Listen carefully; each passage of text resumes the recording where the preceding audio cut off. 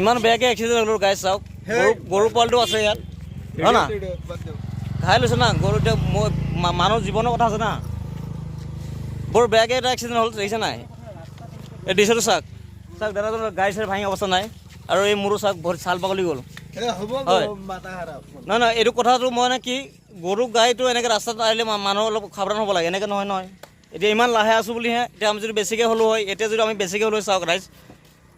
এইটো ৰোডটো হ'ল আপোনাৰ বৰপামৰ পৰা এতিয়া ৰোড হয় আৰু আমি বৰ বেয়াকৈ এক্সিডেণ্ট হ'লোঁ গাড়ীখন পৰি গ'ল অলৰেডি আৰু দুখ পাইছোঁ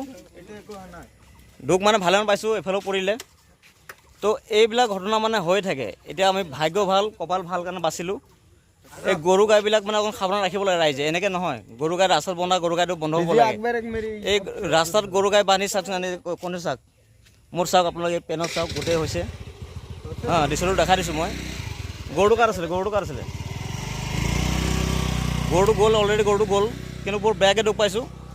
এতিয়া গৰু মালিটো আমি বিচাৰিম ইয়াত গৰু মালিটো বিচাৰি আমি এইটো ল'ব লাগিব খৰচা যিটো হৈছে মানে আমি আৰু উপায় নাই আৰু ইয়াত নাই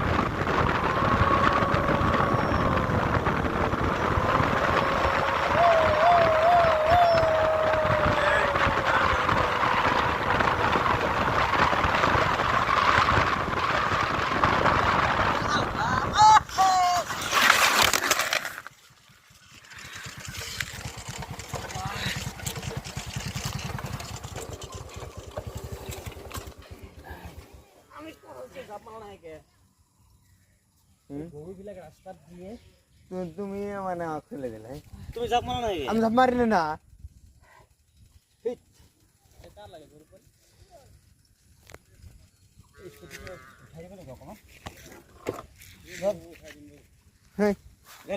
আমি কিছু করি না তুমি ভাল মারছো তুমি বাঘ বেরেক মেরে করে দিছো মই কৈছোঁ যে গৰু পোৱালিটো আছে